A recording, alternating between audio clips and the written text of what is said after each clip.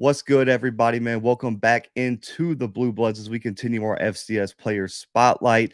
We have an All-American with us today, my guy Devron Harper, Mercer wide receiver, return specialist, broke 6 school records last season, Walter Payton Award finalist, consensus FCS All-American, unanimous first-team All-SoCon, and even back in high school was winning Player of the Year as wide receiver and defensive back in the state of Georgia, man. Devron, appreciate you hopping on the show, man. Oh, most definitely, man. Anytime, anytime.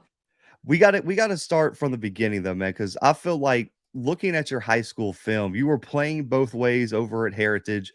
You were winning Defensive Player of the Year, getting all state honors as both a defensive back and wide receiver.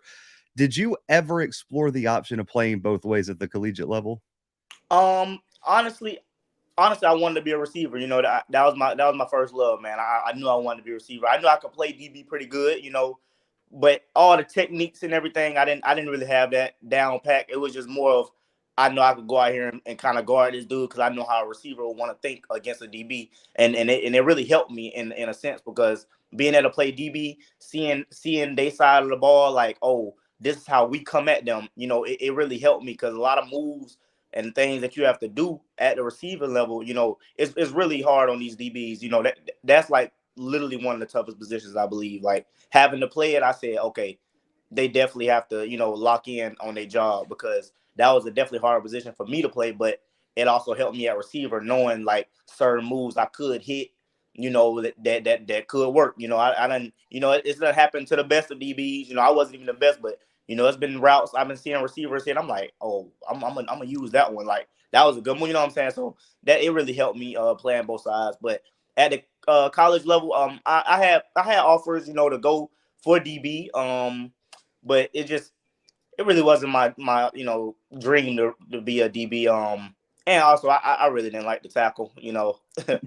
I had to hit a guy that was bigger than me, and I felt like that hit hurt me more than it hurt him. So yeah, it was more of that way. That's fair. You knew what you were good at, and you were like, "Listen, we're just gonna make it work on the Yeah. offensive side of the football." But when I'm looking just at your career, you were an all state selection in Georgia, which I'm biased. I think that's one of the most loaded states in terms of high school talent. So you're an all state selection. You win the Region 3-6A Player of the Year awards. You play special teams. You're a wide receiver. You're a defensive back. You've won all region, all county awards. Did you feel under recruited coming out of high school? I wouldn't even say under recruited. I just feel like this was honestly, the route I was supposed to go on. Like I say always, I put my faith in God. So he was leading me in the right way. Maybe I needed to start, at a little lower and work. I just feel like coming out, it was a lot of guys too bigger, some faster. You got receivers like 6'2", 200. Of course, sometimes they'll look at them before they look at you. And from the school, I came from, I mean, it was a good school, but we're not like the biggest, like, those schools out, so, the recruiting process. But to me, I felt accomplished. I felt well because my whole goal at the end of the day was, go to college free, make sure my mom and dad didn't have to pay for school. So however I could get that, that's all I was looking for. And, it all worked out for me. It definitely did, man. You decided to commit to sign with Gardner-Webb straight out of high school. Your true freshman season, I believe you started 10 games Mhm. for them. What was it about Gardner-Webb that made it the place for you initially coming out of high school? Since junior year, they was consistent, man. Like they always was consistent. It was besides football, before it was days. My man, he at Mercer now, Coach Houston. He talked to me on a regular basis, like just how your life going, just regular conversation. And they even came to my track meets, everything like that. They just stayed consistent all the way through my senior season as well. That's after my senior season, that's when more like, offers started coming through, but they were always there. Like it was my first offer from junior year, my end. That was it. I didn't even get any more offers till the senior season basically ended. So they always held up with me. They kept up with me. Even my family made them feel welcome. They was even in my house. It was just felt like family from the jump. So I love their relationship. I mean, I love the relationship I had with them, the vibes that they gave me. And they really believed in me. So that definitely made me go. And I was big on if this is what you want, this is what I always wanted anyway. Like I was like, I like these guys. I'm not even so I went ahead and signed on the first signing. I said I'm not gonna wait. I done seen players wait and not get what they want from it because they waited for the big one. That's not with me. I mean, if they felt like they had faith in me, then hey, I'm here. Let's do it. So that's why that was my main reason of going. That's always my biggest, like, if I ever talk to high school guys, especially guys who, aren't the highest rated recruits in like the state or whatever, because they're always going to have a spot for the Yeah, 5 and 4 stars. But if you're a 2, 3 star kid, the longer you wait, that spot isn't guaranteed. Just because I, they like you, they I, like someone else too. And if they sign before you, listen, they might only be able to take 2 wide receivers. And if you're not one of the first two in the boat, that was your spot. So I love the fact that you said, I knew what I wanted. I knew that was the place I wanted to go. So we yeah. went, but you started early, man. And we all know as a true freshman coming straight from high school, there's a lot of learning experiences. So over those 2 years at Gardner-Webb, what was your biggest learning experience as you stepped on the field early as a freshman?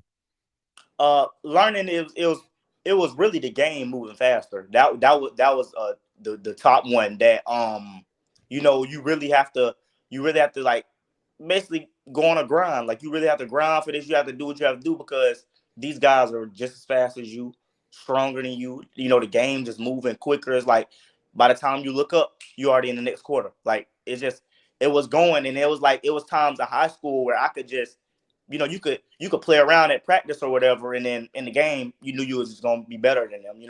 But now it's like, oh, you could play around at practice and you could potentially lose your spot. You know what I'm saying? So that was like a big thing to me. It was like they didn't happen to come in, not even being a starter immediately. It was like, dang, like I haven't felt this since like my sophomore year of high school, like where I had to actually fight for a spot. So it's like that gave me back the mode of like, okay, Dev, let's lock in, let's do what we got to do. And but yeah, that's the main thing. It was the biggest learning experience for me. It was just the game moving quicker. And besides football, the one for me that got me the most was being away from home. I've never been 3 hours away, and I know like that's where I'm at, man. Like I can't just say, hey, I'm coming back home right now. And it was like that was really tough on me because my whole life, just being with them, it was like I'm a mama's boy. I say I love my pops. I love them. I'm a mama's boy. If I be away from my mom for a while, it really get to me, and it helped me learn that okay, you do need friends. You got to make friends out here, and I got brothers still to this day from Gardner-Webb. My boy JT, Nari, all of them. They know they're my boys. And I just had to learn. That was a process I had to get through, and now it's all good, man. It helped me grow. It helped me grow. I feel like it helped me grow a lot as a man. Let's get back to your decision to transfer to Mercer, man. What played into your decision to transfer from Gardner-Webb, and what was it about Mercer that made it the place for you to finish your collegiate career? I would say more of um it was just relationships, man. Building those relationships. And there was nothing wrong with those guys, not even knocking them, there was nothing wrong with them guys. Good coaching, Coach Lamb, excellent coach, man. He's a good coach. All them guys, it was just like I lost that part of when I first came in, and it was just like it was just a different feeling, different vibe, and different play styles, and I had to like try to adapt to it. And I felt like I could get used elsewhere and have a better success for what I have going on. And another reason, I mean, my man Coach Houston, he was here as well, at Mercer. That's my best friend, honestly. Like outside of football, I hit him up any day I want, if I needed him for anything. So, that played a major part. I wanted to go somewhere, I'm already knowing somebody, feeling the love. And me and him, we tight, man. We like, we just it's just that relationship we have with each other. And honestly, being back in Georgia was good too. It didn't play it. The Georgia part really didn't play that big of a part, but it's just a plus. Being back home, closer to my mom and stuff. That was just a little plus to it. But I would just say like I just felt like the vibe that when I got on the call with Coach Chronic, the vibe that he had, he let me know how he was. You're gonna get here.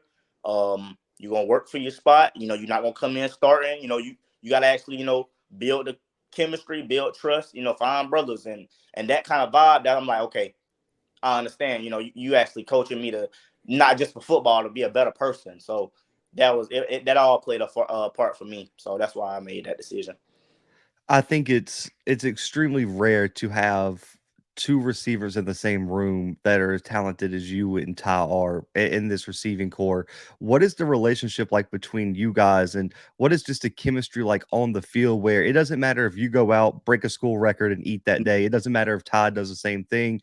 It just what is y'all's relationship like on and off the field?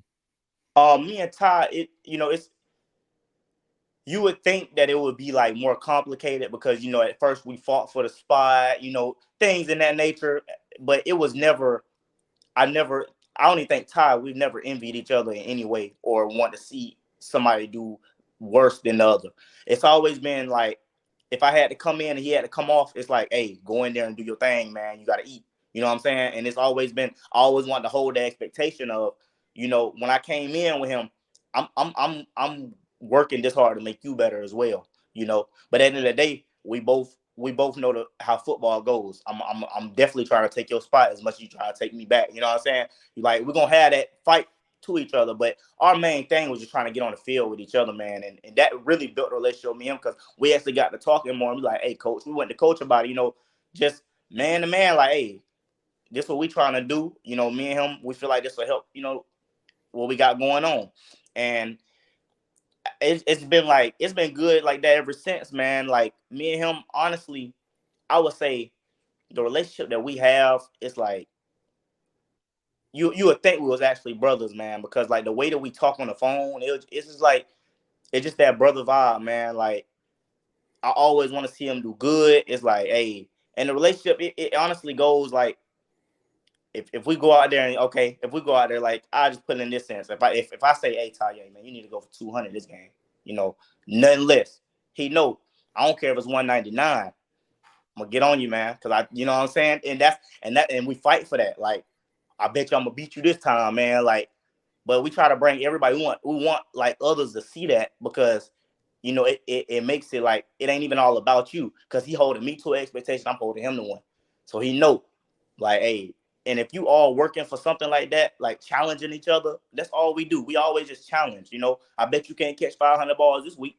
And he out there trying to grind when I'm not even out there, like trying to beat me to it. But that just makes people better because like you trying to accomplish something and the ending goal, bro. I know it's gonna come out to a good goal, but like that's the kind of relationship we got. We always competitive. We always know what it is, but we know when to lock in. And we play the game with each other all the time. It's just thing, man. We got it. That I love that man for real. That's my brother, and I do anything for him. I think you could see that on the field, man. Like I said, the two games I went to, we know the end result wasn't what you guys wanted, but I think both you and Ty had ridiculous games against Chattanooga, who was one of the best defenses in the country. And then y'all both were cooking in that Furman game until Ty ultimately got ejected, and then you took over the game. I mean, there was a drive toward the end of the game. Because I got the clips on the channel where Mm-hmm. I think you caught like 4 or 5 passes in a row and just and the offense went straight down the field, and then you scored the touchdown. And I was like, you better stop him. Like that's the guy y'all better start doubling, or it's gonna get ugly. So I love it. And I think it's very rare for two receivers in the same room to complement each other, where you can play a lot of the slot role and he can be on the outside as an X. The fact that you guys can do that so well is amazing. But looking at your season, man, because I still got the DMs, man. When I reached out to you for the interview, Uh-huh. we still had the DMs, and I got them. I got them pulled up. You were like, "Listen, keep an eye out for me this year, July 13th, 2022." Mm-hmm. You come out and you break multiple school records. You're a Walter Payton Award finalist. You're a unanimous first team All SoCon selection, and I believe you were a unanimous consensus FCS All-American, whether that was wide receiver and all-purpose. What was it about this season that clicked for you, man? And when did you know it was going to be as special as it ended up being? Honestly, it was from the beginning. Like me, I'm big on like when I say something, I'm gonna make sure it happens. You know what I'm saying? And I knew I even told my mom, man, it's just that feeling that you get like you done been here, you done been in this situation before, you done been in college for a while, man. And then we switching the offense a little bit. He's starting to put me out there a little bit more. I'm on the field with him. I'm like, hey mom, I even taught her, I said, it's gonna be one of them ones. I taught her my big brother all the time. I told him, I said, look, this is gonna be a season, man. Like I'm trying to tell you before it even happens, it's gonna be a season for me. And it was just that I just led through that confidence throughout the whole season, man. Even just me and Ty both. It's like it was just that feeling that we had. Like I know it's gonna happen. Like we're gonna do this. And going, I couldn't even tell you everything about like what I was thinking, man. All I knew, I just said, "Hey, it's gonna be a season." And once I speak something, like my mom always said, you speak it into existence, man. Come on, like, and I did that, and it came out to this. So, and honestly, me and my brother, we only talked about like I told him I just want to go for like 10 receiving touchdowns, and that was it. Now that's all I wanted was 10 receiving touchdowns, and they came out. I done got some rushing, returns. So, hey, it happened, and it was good for me. So I love how you were like, yeah, we didn't set the bar super, super high, but hey, we still went out there and yeah, got, like I said, set records. man, we gotta get it, So Oh man, I love it. It all people who watch the channel are gonna laugh because I always ask for Turners this question because for me, man, I played offensive tackle, offensive line. uh, I don't know if there's a salary in the NFL that you could pay me to stand back as a punt returner or kick returner and let all those dudes come man, full speed at me and just hope I can make it out alive. There's no chance. Like you gotta, it's a different mindset, really, for yeah, you. What is it about your game? How did you develop into such a dangerous return specialist, man? Because what is the mindset? Because you got to be different to play that position. yeah, nah, definitely, no, it's definitely scary. No, exactly what you're saying. It's definitely scary. Let me tell you that.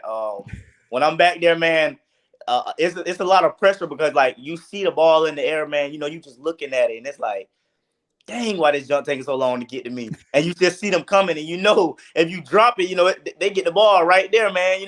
But honestly, I would say what built me, developing my game on returns was honestly that I was always looked at as a returner. You know what I'm saying? Like I just kept it real myself. A lot of people like he's a receiver, but they only knew me for the return game, honestly. So I said, I'm gonna lock in. If this is the way it's gonna make me to the league, then I'll lock in on this every day. And you know what I'm saying? And give it the best I got, which in everything I'm gonna do, I'm gonna give it the best. But being back there, a lot of people say that like, man, it's so scary for this and that. You rather do kick return, but honestly though, punt return, I would say the only reason I feel like I like punt return better is because if you catch it, you almost got an easier way of scoring. Like honestly, if I catch it and you hit a seam or you find that little gap, that crease, everybody's coming your way full speed, and it's just like it really is no safe people, unless it's the punter. And I'm telling you, I know I'm not getting talked about a punter, so I don't care about that. So I'm just saying, man, like it really helped me develop my game. Just being back there, having to put all my focus, especially when I was at Gardner-Webb. It was more. I had a lot of focus on return game. Like I always wanted to be that big play that happened for the team. To get them going. So that's the main thing. I love when the energy changes after I like how we play VMI. It was no touchdown yet on the board. Boom, we pop that off. The whole energy changes. Okay, let's lock in, y'all. Let's play. So it's like that kind of feeling that you get. I like to actually have that momentum change. It just shifts the game, man. That one was a huge one because I know people who really, really don't. The average fan doesn't keep up with special teams Yeah. players, especially on punters and long snappers. To get a return on VMI, like people don't understand how talented they had a All-American long snapper who went to the Senior Definitely. Bowl in Robert Solderholm, and their punter was all conference too. And I think, if I'm not mistaken, you were one of the only people who got a punt return against them. Mhm. Like they had And a and kind of legit team. sideline where I couldn't get it for real. He tried to Yeah. put me over there where my foot would step out, but I stayed in on him. And me and him talked after the game. He said, "Man, that junk, man, it was crazy." The conversations they would have, it was crazy. He said, "Man, you got." I said, "Hey, it's gonna happen sometime, man. You done punted away from me the whole game, man."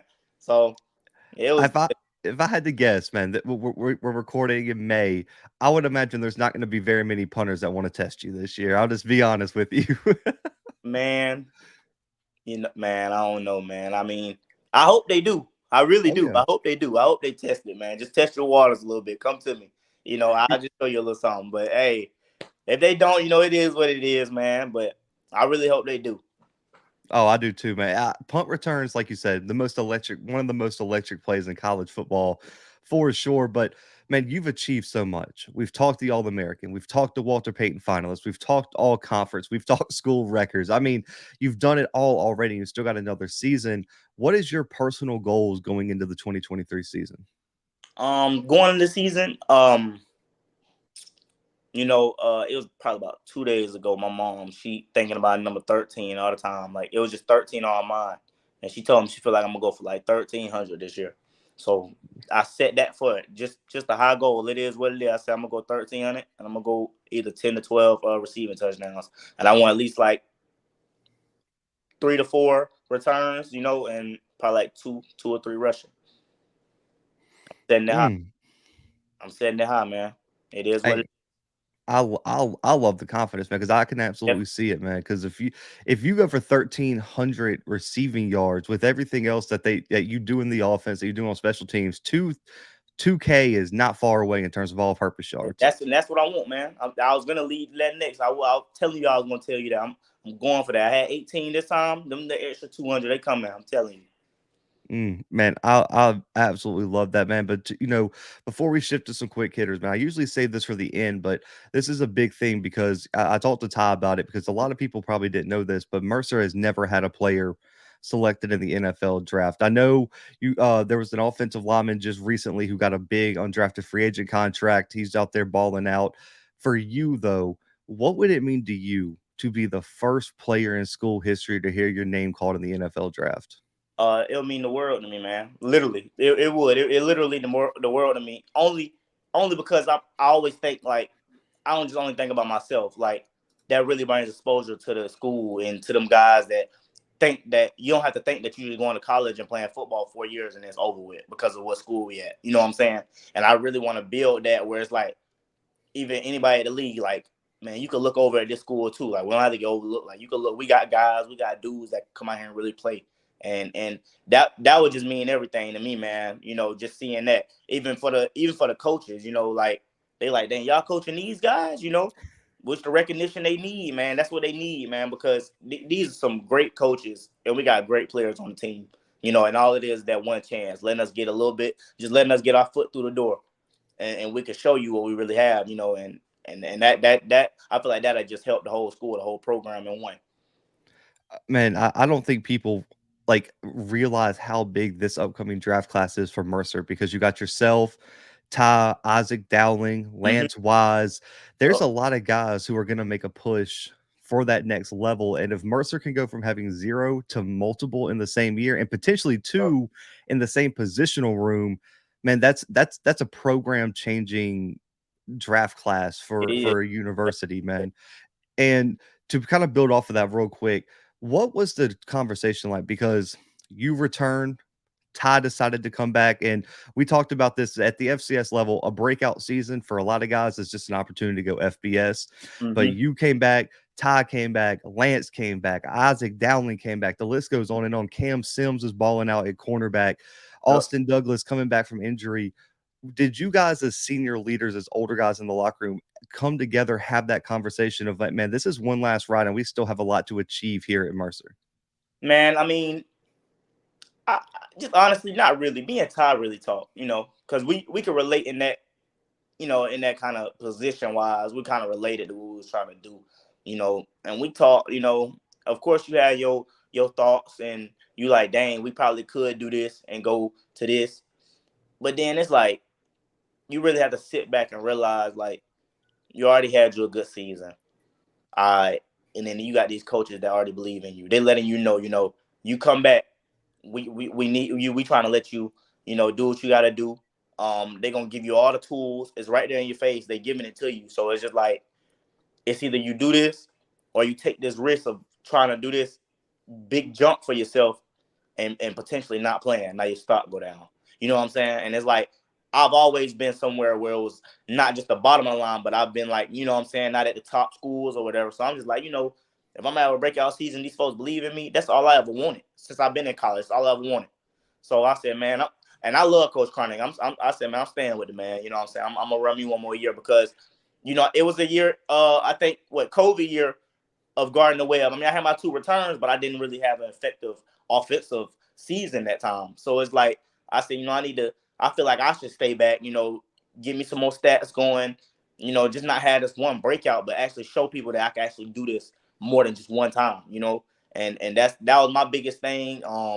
And Ty, he talked to me, we just talked brother around, said, hey man, I feel like I feel like we left something out there, bro. Like, that ring, we been fighting for it, bro. We've been chasing for it, and actually be those two players to sit there and be like, we're gonna actually have to lead this group, to this thing, man. Like, we're gonna play it, it's everything a team effort, but we're a big impact to how this season's gonna go. Like, us coming back just gives them confidence, and that's all we want from them, man. We want them to, just grind, man. Don't have no doubts. We don't need to go back to that shell, where we wasn't doing as good, man. So that was a big thing, man. Man, I love that. I know, like you said, it's gonna be a huge year for Mercer, man. But shift into for let the people get to know you a little bit better, man. NFL comps are huge. Everyone loves them. When you look at your game, is there a player in the NFL right now or historically that you feel like your game models the most? Um, Man, not even off the top of my head. I mean, I try to. The guys I just watch most of the time is like, Stephon Diggs. I watch Tav. My favorite player was Tavon Austin. I watched him all the time. That was my favorite one. So I watched Tavon. Really, I just try to get my game, from him. You're not gonna find too many people like him. That man was, he was crazy. But like, I just try to take those game plays, those styles, and just work around those dudes, man. Like, that's who I watch most of the time. I like to watch the big body receivers and just seeing them protect their bodies. They actually help me. Like Tavon, he's the type of player if he know he can't get more yards, I'm going down, I'm going out of bounds. And Stephon Diggs is the same way. So I try to learn my game off them, keep my body healthy. Stay away from injuries when you don't have to take unnecessary hits. So that's what I would say. I love that Tavon Austin comparison, man, because I think people around our age. I'm still younger, man. When he was in college, they're wanting no stopping him. It wasn't, man. It He, he, wasn't. Junior and he senior. That was crazy. he was a game changer, man. But going back to some of your Gardner-Webb days, I'm assuming that it came there. What was your welcome to college moment at Gardner-Webb? Um, I would say the first game when I took the return back. I would say that. It was just like that feeling, that joy that brung.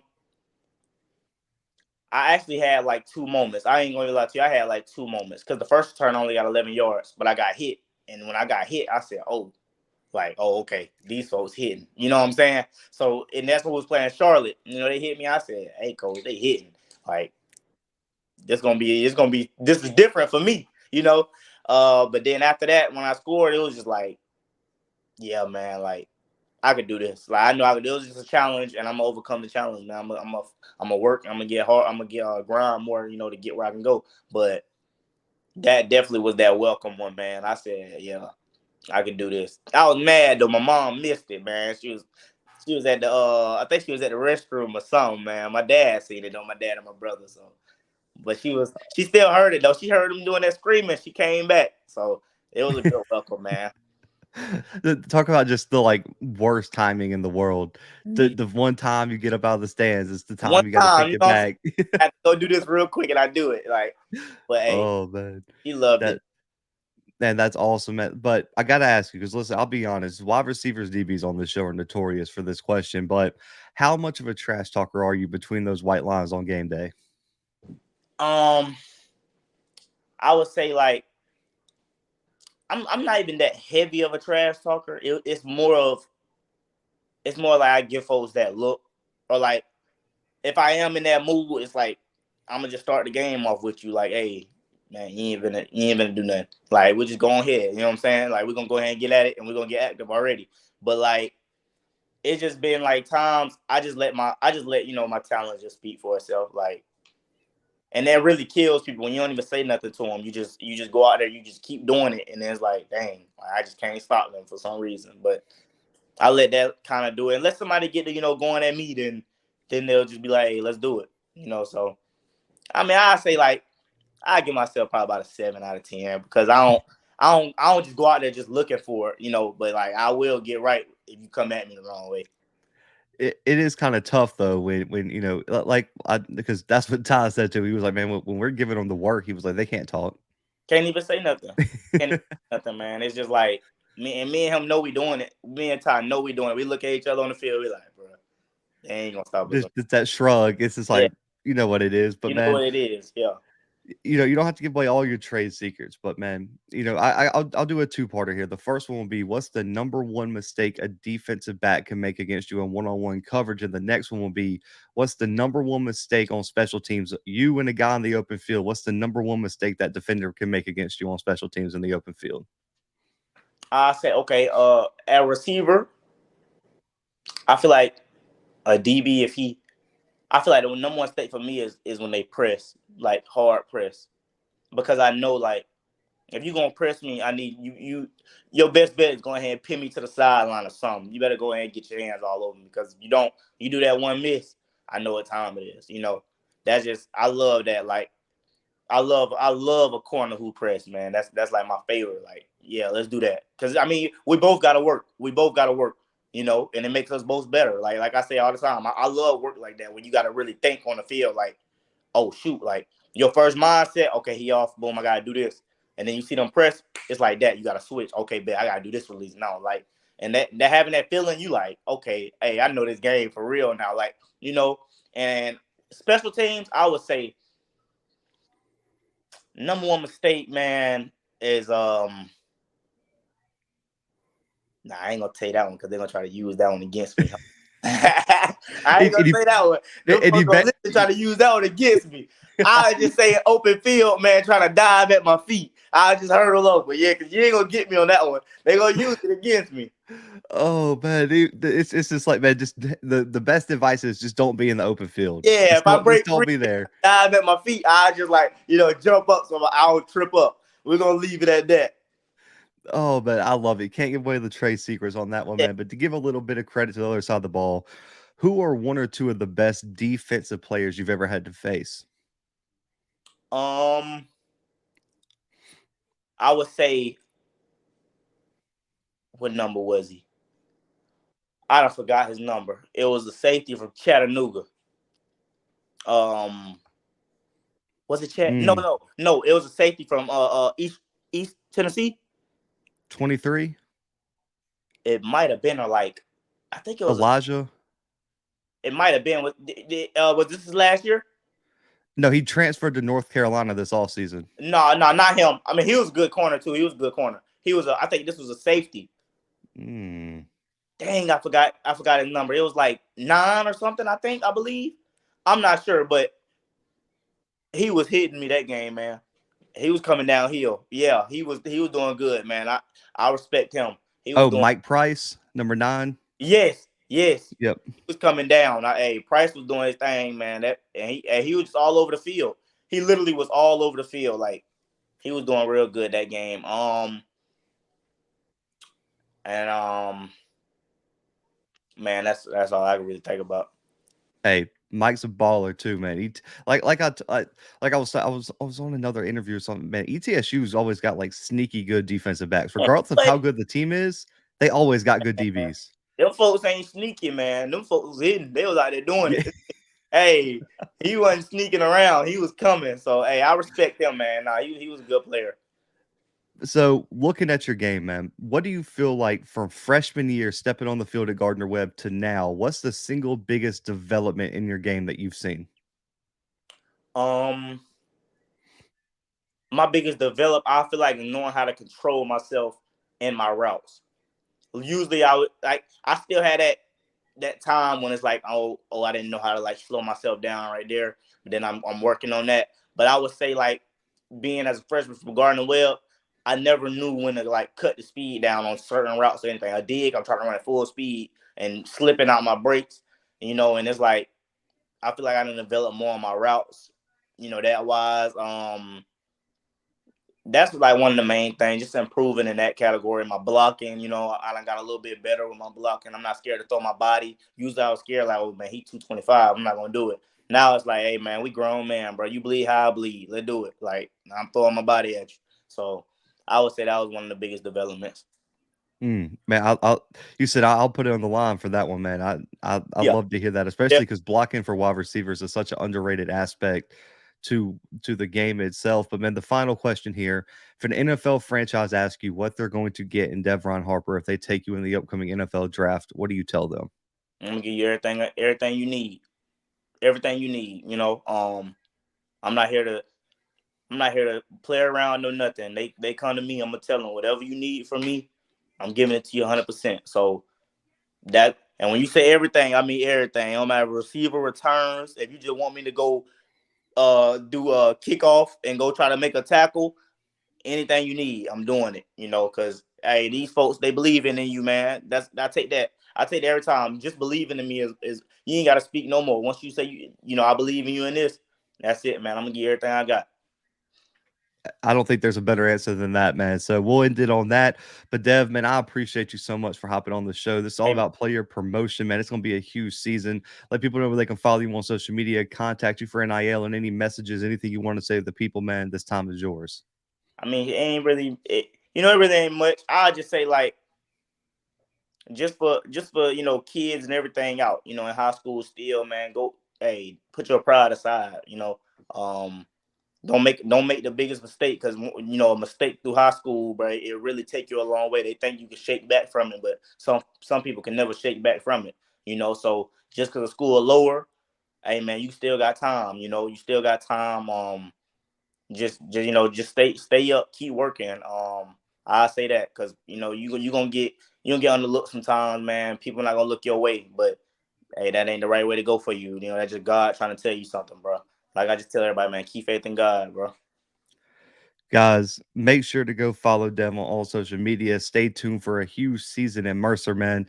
I, listen, Walter Payton Award finalist, unanimous first team All SoCon, FCS All American, going to be first team preseason FCS All American on every publication this year. So make sure to get out to Macon, man, see this guy in person. But for Devron Harper, for myself, and for the Blue Bloods guys, we are out for right now.